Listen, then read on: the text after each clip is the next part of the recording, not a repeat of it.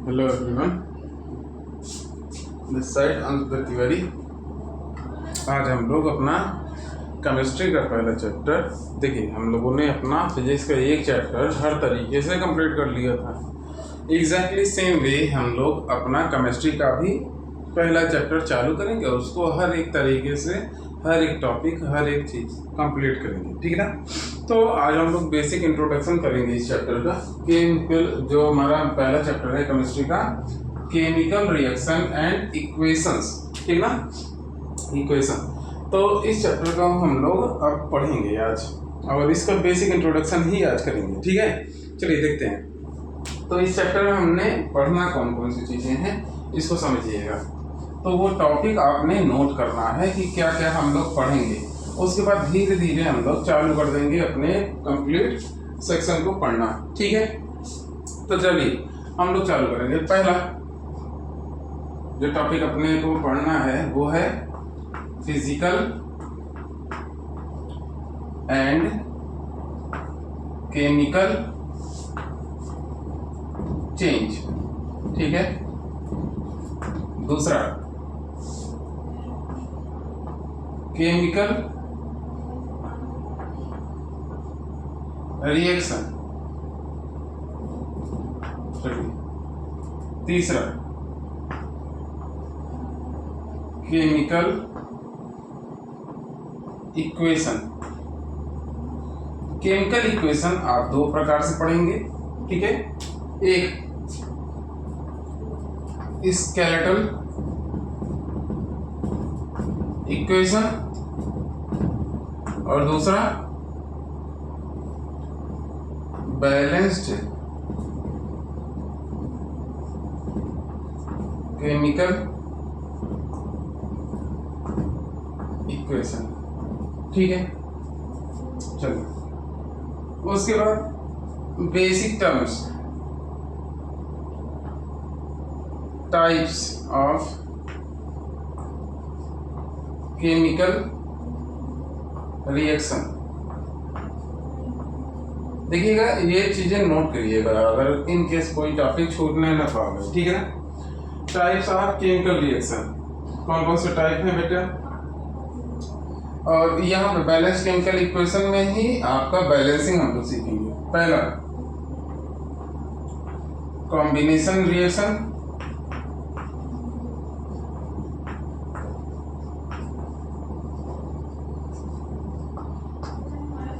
दूसरा decomposition reaction,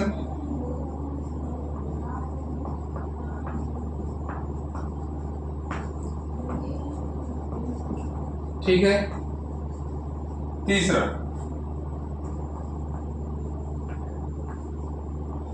displacement reaction,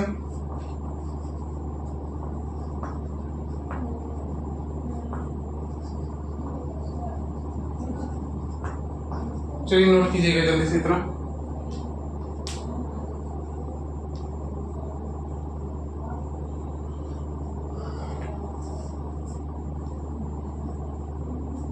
चलिए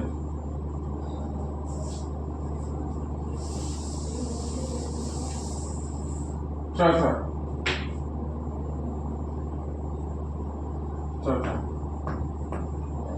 double displacement reaction,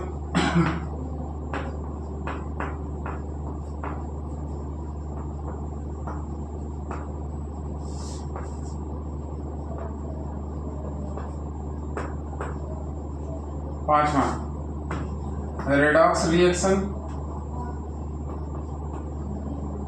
redox reaction का मतलब हो गया कि ऑक्सीडेशन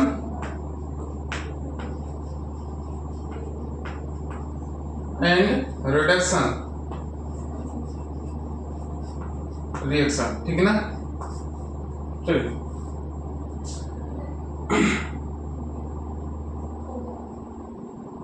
और कुछ टर्म्स और हम लोग पढ़ लेंगे यहीं पर ही। वो कौन से हैं? 6 एक्सोथर्मिक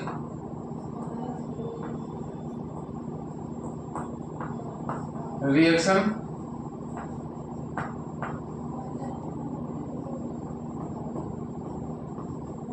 एंडोथर्मिक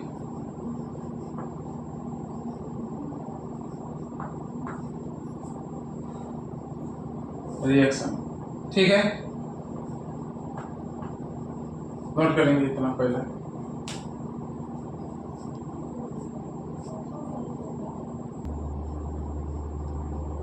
लास्ट आपने जो इस चैप्टर में पढ़ना है वो है आपका effect of oxidation in daily life. जो लास्ट टॉपिक है आपका, पता नहीं कौन सा हम लोग किए थे, हम लोग का है effect of oxidation in daily life.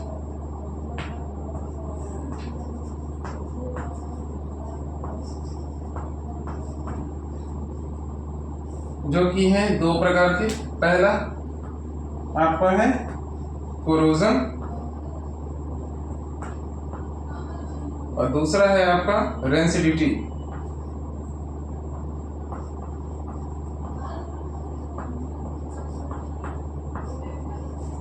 ये इतने प्रकार के टॉपिक हैं आपके इस चैप्टर में जो हमको पढ़ने हैं। ठीक है ना। चलिए अब हम लोग पहला जो टॉपिक था मुझे याद जो आ रहा है उसी से हम लोग चालू करेंगे, पहले टॉपिक से। चलिए मिटा रहा हूँ, नोट कर लीजिएगा। इतने टॉपिक आपने इस चैप्टर में कवर अप करने हैं। चलिए पहला जो हम लोगों को पढ़ना है, फिजिकल एंड केमिकल चेंज क्या होता है। पहली बात फिजिकल चेंज से चालू करते हैं। ये हम लोग पिछले साल क्लास 9 के सिलेबस में ये था। ठीक ना। फिजिकल चेंज क्या होता है, केमिकल चेंज क्या होता है, इसके बारे में हम लोगों ने बेसिक पढ़ा था। चलिए तो चालू करते हैं। फिजिकल चेंज क्या था। तो बाबू फिजिकल चेंज जैसे कोई ऑब्जेक्ट लीजिए, जैसे आप लोगों ने गेंद ले लिया, स्पंज बॉल ले लिया, आप क्या करें उसके ऊपर एक्सटर्नल एफर्ट आप लगाएं और एक्सटर्नल एफर्ट लगाने से वो क्या हो अपने शेप को चेंज कर ले। ठीक है ना। क्या काम है भैया कि due to external effort change in shape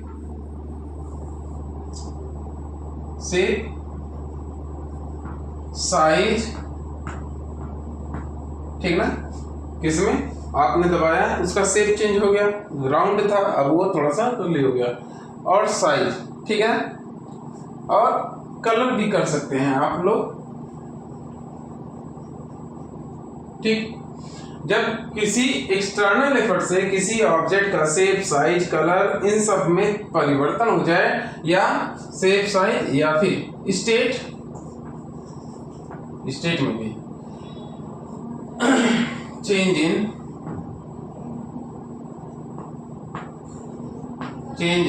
shape size colour state of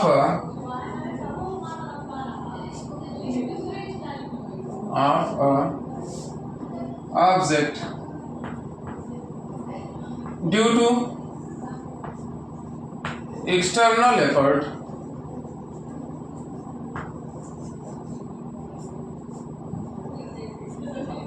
is known as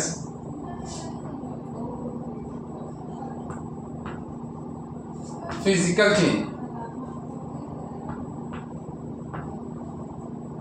इसमें से एक एग्जांपल है जो केमिकल का भी होता है। दो एग्जांपल एक्चुअल में होते हैं, एक कलर और एक स्टेट। ठीक ना।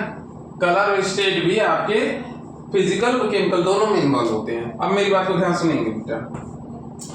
आपने क्या किया, जैसे कोई पेपर मैंने ले लिया और हमने क्या किया उसको ऐसे सिकोड़ दिया। ठीक ना।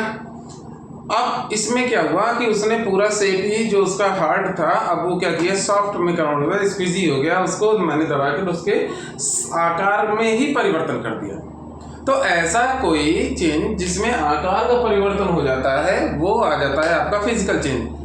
कैसे आप लोग आइडेंटिफाई करेंगे कि यहाँ पे फिजिकल चेंज हुआ था। कलर को क्यों मैंने मेंशन किया भाई, कलर को क्यों, कलर का मतलब हो गया कि अब ध्यान से देखिएगा क्यों मैं कहता हूं कि भाई फिजिकल चेंज। तो कलर का मतलब हो गया, आप इसमें याद रहे कि जब भी आपका basic structure, basic chemical structure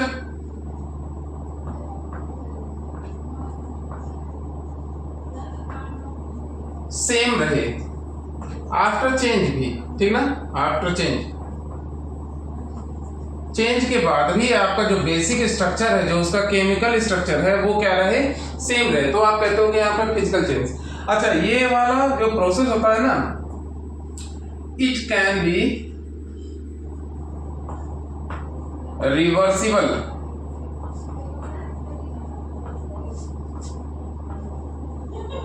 मेरी बात को समझिएगा, इट कैन भी लिखा हूं मैंने, हमेशा ये सिचुएशन नहीं होगा, इट कैन और कैन नॉट, सो दोनों होगा, मैंने केवल कैन लिखा है। देखिएगा, जैसे एक ये लकड़ी टुकड़ा है भाई, मैं इसमें एक्सटर्नल एफर्ट लगाया, इसको काट दिया, 2 टुकड़े में हो गए। अब इसको मैं चाहूं कि ये दोनों जोड़कर पुराने स्टेट में आ जाए, तो ऐसा पॉसिबल नहीं है। लेकिन जस्ट इमेजिन, मैंने क्या किया कि बर्फ को लिया या पानी को लिया, उसको फ्रीज कर दिया, तो वो बर्फ में कन्वर्ट हो गया। अब उसको फिर से मैं यहाँ पर रख दूंगा, कुछ समय के बाद वो फिर से किसमें कन्वर्ट हो जाएगा, पानी में। तो ये रिवर्सिबल, कुछ सिचुएशन में रिवर्सिबल है, कुछ सिचुएशन में रिवर्सिबल नहीं है। वैसे ही इसका शेप, साइज, ये चीजें भी क्या होती हैं बेटा, कुछ जगहों पे, जैसे मैंने स्क्विज बॉल लिया था, उसको हमने दबाया, छोड़ा, तो वो फिर से अपने फॉर्म में ही वापस आ जाएगा। रबड़ जो है, आप उसको इसके लिमिटेशन में भाई स्ट्रेच आउट करिएगा, तो लिमिटेशन में तो वो अपना टाइट रहेगा कि वो फैल गया थोड़ा सा, लेकिन जैसे ही आप छोड़ेंगे तो फिर से ये क्या करेगा, अपना इनिशियल स्टेट में वापस आ जाएगा, ठीक है ना। तो इट कैन और कैन नॉट बी, साथ में इसे भी लिख दीजिएगा, can not be reversible to initial state, ठीक है ना।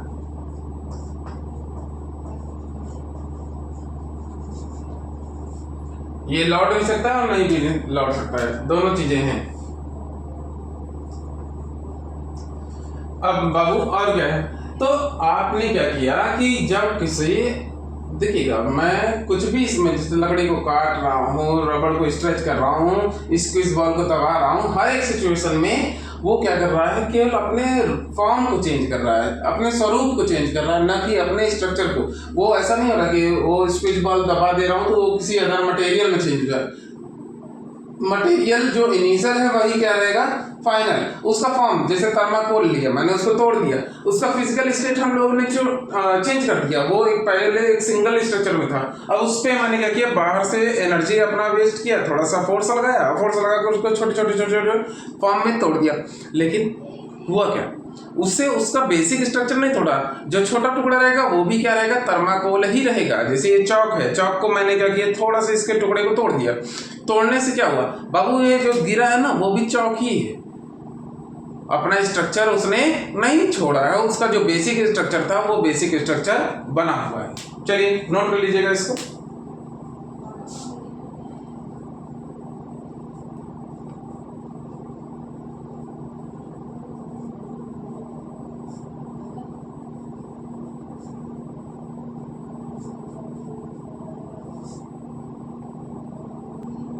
चलिए हम लोग चालू करते हैं अपना केमिकल चेंज से। कहाँ से भी है, केमिकल चेंज को हम लोग पढ़ना चालू करते हैं। तो केमिकल चेंज क्या होता है, अब उसको पढ़ते हैं।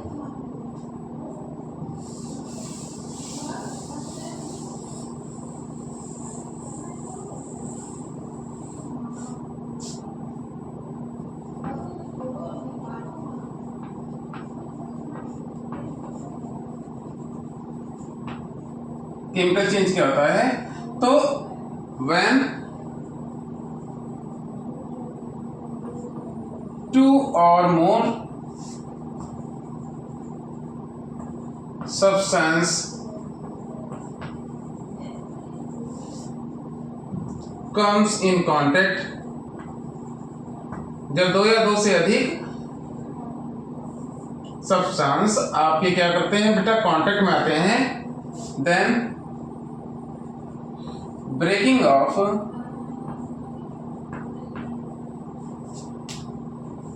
ओल्ड बॉन्ड, या पुराना बॉन्ड जो है उनके बीच का बॉन्ड होता है ना, जिससे जुड़े रहते हैं सब एक दूसरे से, and formation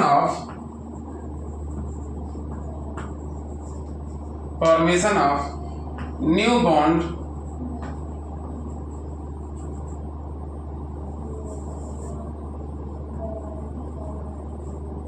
to create different substance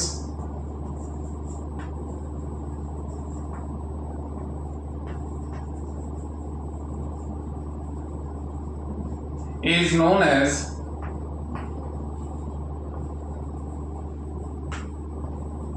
chemical change. अब मेरी बात को समझ लीजिएगा, केमिकल चेंज में क्या होता है कि हमने क्या किया, दो या दो से अधिक प्रकार के डिफरेंट सब्सटेंसेस को लिया और उनको एक दूसरे के कांटेक्ट में ले आया। तो जैसे बेसिक उदाहरण बताऊं भाई, हम शायद इसको पहले हम लोगों ने पढ़ा था, आप लोग जानते हो कि हाइड्रोजन जो हमारे नेचर में मिलता है, हाइड्रोजन वो उसका जो बेसिक स्ट्रक्चर होता है वो गैसियस होता है, ठीक है ना। बेसियस उसका जो फॉर्म होता है वो गैस फॉर्म में आता है। ऐसे ही हम लोग इनहेल करते हैं ऑक्सीजन को, ऑक्सीजन भी हम लोग जो इनहेल कर रहे हैं वो भी आपका गैसियस फॉर्म में। लेकिन जब ये दोनों एक दूसरे से कंबाइन होते हैं तो ये क्या करते हैं बेटा, यहाँ पर दोनों ऑक्सीजन और दोनों हाइड्रोजन एक दूसरे से कंबाइन होकर इसमें क्या होता है आपका, ये देखा मैंने लिया था, हाइड्रोजन भी आपके पेयर में आते हैं और ऑक्सीजन भी आपका पेयर में आता है, ये दोनों कंबाइन होते हैं तो हमारा मिलता है हमें क्या, H2।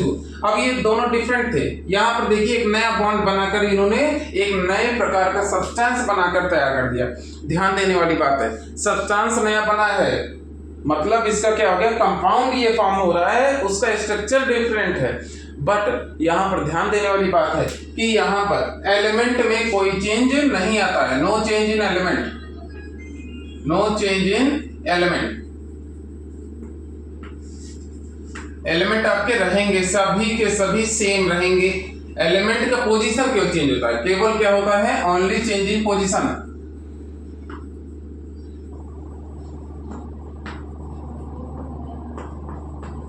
अब देखिएगा, अब कैसे आप लोग कहेंगे कि यहाँ पे केमिकल चेंज हो रहा है, कैसे ऑब्जर्व करके। चलिए इसको जल्दी से नोट कर लीजिएगा।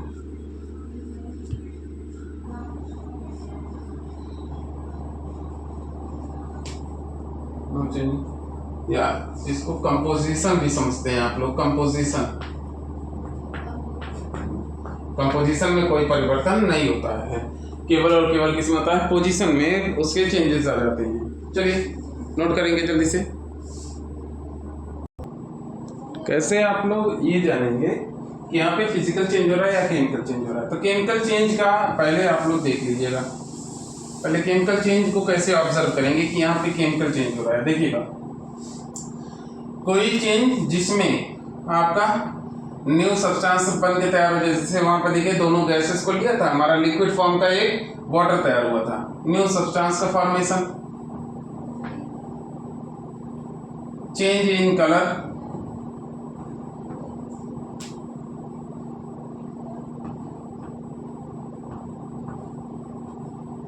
ठीक है। तीसरा, evolve of temperature,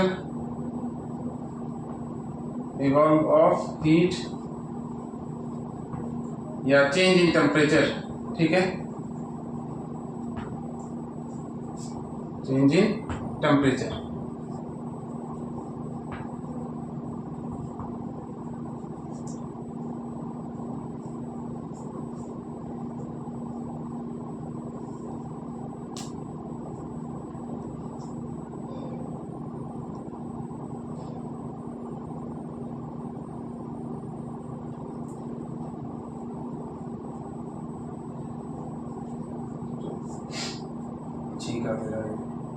change in physical state,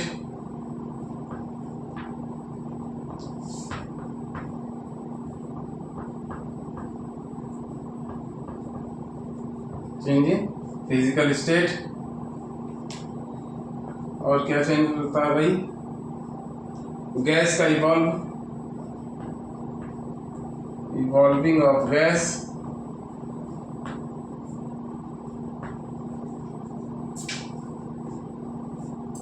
ठीक है। Substance with new property create, यहाँ पर हम लोग ऑब्जर्व करते हैं इतनी चीजें होती हैं, तो आप लोग कहते हो कि यहाँ पर केमिकल चेंज आपका हो रहा है। चलिएगा नोट करेंगे जल्दी से।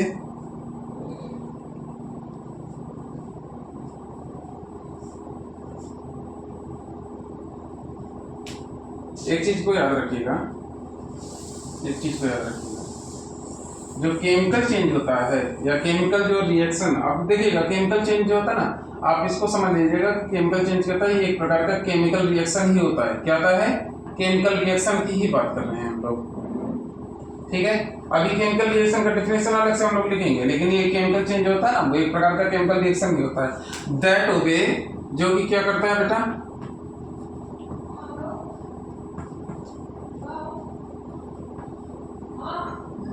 Principal of atomic change, sorry POAC, that obey principle of atomic conservation, sorry हाँ यही था, atomic conservation.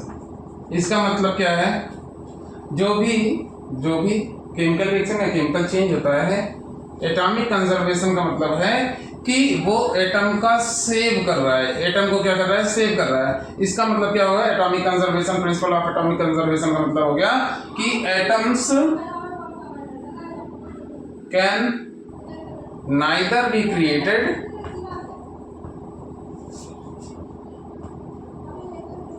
created nor be destroyed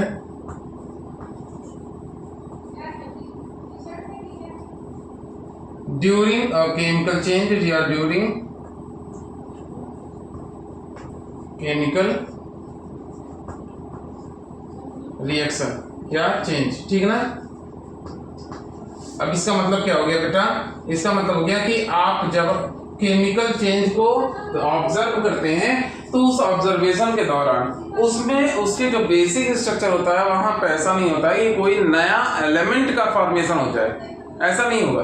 केवल वो क्या करता है बेटा, एलिमेंट अपने पोजीशन को शिफ्ट करता है, पोजीशन शिफ्ट करके एक नए प्रकार का सब्सटेंस क्रिएट कर देता है, नए प्रकार का कंपाउंड क्रिएट कर देता है, ठीक है ना।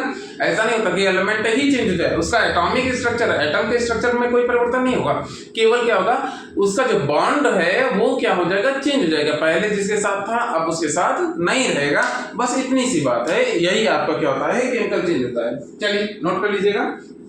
अब कुछ उदाहरण को नोट करेंगे फिजिकल और केमिकल चेंज में, ठीक है।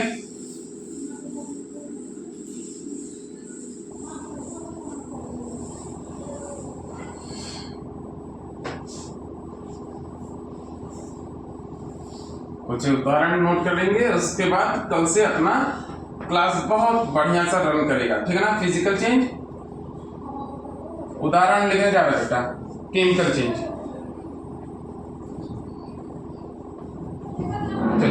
दो तीन उदाहरण लिख देते हैं और उतना मेरे ख्याल से काफी होगा। चलिए पहला फिजिकल चेंज में पहला आप लोग डाल दीजिए, जो हमारा सबसे बेस्ट उदाहरण है वो क्या है बेटा, sorry melting of ice. Melting of ice, अब बाबू इसका मतलब समझ लीजिएगा। इससे क्या हुआ, वो पानी का जो बेसिक स्ट्रक्चर H2O है उसको नहीं छोड़ा, उसने क्या किया है, टेम्परेचर के अप एंड डाउन, टेम्परेचर का इम्पैक्ट यहाँ पर दिख रहा है और उससे स्ट्रक्चर नहीं चेंज हो रहा है, केवल उसका फॉर्म चेंज हो रहा है। तो फॉर्म जहाँ पर चेंज हो रहा है वहां पर क्या हो जाएगा, फिजिकल चेंज हो जाएगा। तो पहला जो उदाहरण आपका है वो क्या है बेटा, कि ये मेल्टिंग ऑफ आइस जो है वो सबसे बेस्ट उदाहरण है। दूसरा जहां पर हम लोग फिजिकल चेंज करते हैं नेचर में, दूसरा है इवोपोरेशन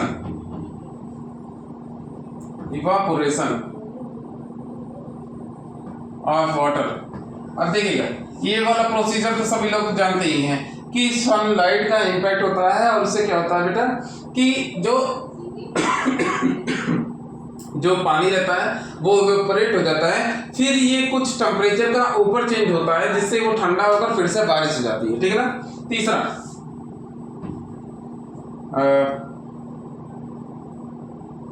आप जैसे समुद्र के पानी से इवेपोरेशन करके ही सॉल्ट का फॉर्मेशन करते हैं, वो भी आपका क्या हो जाएगा, फिजिकल चेंज ही हो रहा है। फिर से सॉल्ट में पानी ऐड करके फिर से समुद्र पानी तैयार हो सकता है, ठीक है। चलिए फिजिकल चेंज को पहले दो से लिखेंगे, उसके बाद हम लोग पहले केमिकल चेंज से। जैसे फॉर्मेशन ऑफ कर्ड,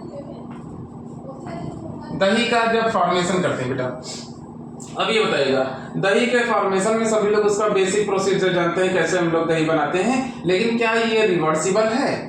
यहाँ पर देखिए ये दोनों प्रोसेस मैंने जो लिखा है ये दोनों क्या है, रिवर्सिबल है। एक बार उनको मेल्ट कर दिया, दोबारा उसको मैं क्या कर सकता हूँ बेटा, फिर से पानी में कन्वर्ट कर सकता हूँ। पानी को फिर से गर्म करके इवोपरेट किया जा सकता है, या उसको जनरल हम लोग गैसियस फॉर्म में कन्वर्ट कर सकते हैं, और फिर से वो गैसियस फॉर्म आपका पानी में भी कन्वर्ट हो जाएगा विदाउट एनी इम्पैक्ट। वो उसका बेसिक फॉर्म वही रहेगा। लेकिन यहाँ पर देखिए केमिकल चेंज में जो आप दही बनाते हैं, क्या दही से दोबारा दूध बन सकता है? नहीं बन सकता। दूसरा डाइजेशन जो हम लोग करते हैं भाई, डाइजेशन ऑफ फूड, ठीक है। तीसरा फोटोसिंथेसिस, फोटोसिंथेसिस का जो प्रोसेस होता है वहां पर भी कौन सा चेंज होता है बेटा? Chemical change. और केमिकल चेंज कैसा होता है कि सनलाइट यानी कि ऊर्जा लिया और आपका वाटर लिया, ठीक है। सनलाइट के इंपैक्ट में वाटर एंड कार्बन डाइऑक्साइड का कॉम्बिनेशन जो होता है वो आपकी एनर्जी को क्रिएट करता है, जिसको हम लोग ग्लूकोज कहते हैं, ठीक है ना। साथ में थोड़ा सा मात्रा में ऑक्सीजन निकलता है और यही ऑक्सीजन हम लोग इनहेल कर रहे हैं, ठीक ना। इसीलिए आपसे बार बार कहा जाता है पेड़ लगाने के लिए, ठीक, नोट करेंगे। हाँ, इसमें वो भी आ जाते हैं आपके रस्टिंग्स, मुरझा लगना। बताइएगा आप लोग लोहे को बाहर कहीं, इस समय ये सीजन भी ऐसा है, बाहर कहीं रख देते हैं तो उसमें रस्ट लग जाता है, वो लाल लाल, उसमें आप उसको उंगली उसके ऊपर फेर के देखिएगा, वो लाल लाल एक पाउडर फॉर्म में चीज छोड़ता है, that is called rust. Rust को दोबारा आप उसके इनिशियल स्टेट यानी कि आयरन बार में उसको कन्वर्ट नहीं कर सकते। एक बार वो रस्ट में कन्वर्ट हो गया तो उसको दोबारा इनिशियल फॉर्म यानी कि आयरन बार में उसको कन्वर्ट नहीं किया जा सकता, ठीक है। नोट करेंगे इसको जल्दी से।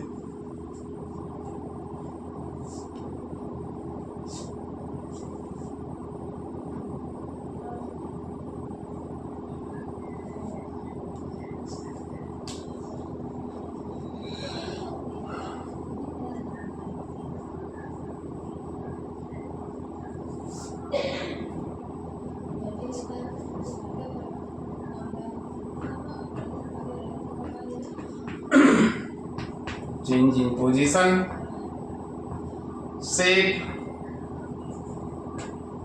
size, volume, density,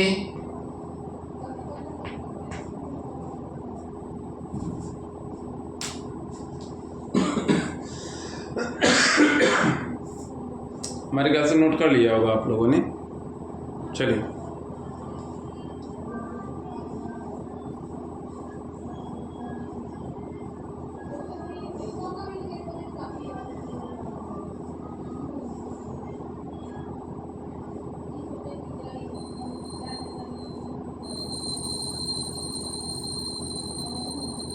हो गया भैया?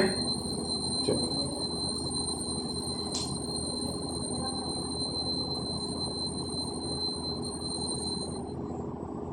इतने चीजें हमने आज नोट करनी थी। चलिए, हम लोगों ने बहुत प्यारे तरीके से स्लो स्पीड में अपना पहला चैप्टर केमिस्ट्री का चालू किया है। उसके 2 टॉपिक और कितने टॉपिक हमको पढ़ने हैं उसको भी नोट किया है। और ये चैप्टर बहुत वैसा नहीं है कि जिसमें डेरिवेशन वगैरह वगैरह चीज़ें हैं।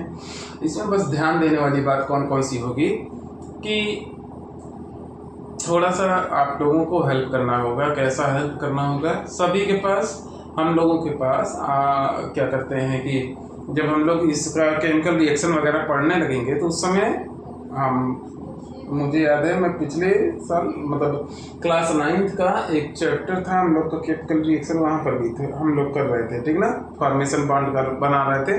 तो वहाँ पर एटॉमिक स्ट्रक्चर जो होता है उसका जो बैलेंस नंबर ऑफ इलेक्ट्रॉन्स होते हैं उसी की सहायता से आपका केमिकल रिएक्शन होता है। तो वहाँ पे आपको ज़रूरत होगी एटॉमिक नंबर्स की, यानी कि पीरियोडिक टेबल की जरूरत होगी, तो उसको ऑब्जर्व करते रहिएगा, ठीक ना। पीरियोडिक टेबल से एटॉमिक स्ट्रक्चर का हम लोग फॉर्मेशन वहाँ से देखेंगे, उसका बेसिक स्ट्रक्चर, उसका स्टेट, वो सारी चीज़ों को लेकर तब यहाँ पर पढ़ेंगे, ठीक है ना। धन्यवाद। Like, subscribe and comment please. Thank you very much.